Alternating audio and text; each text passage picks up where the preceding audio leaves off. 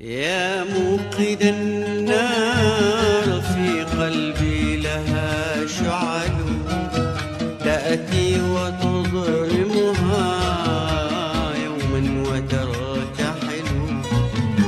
يا موقد النار في قلبي لها شعل تأتي وتضرمها يوما وترتحل. يا من ترف على الأهداب في خجل لولاك لم يستفق في خدي الخجل. لولاك لم يرتعش في خاطري أمل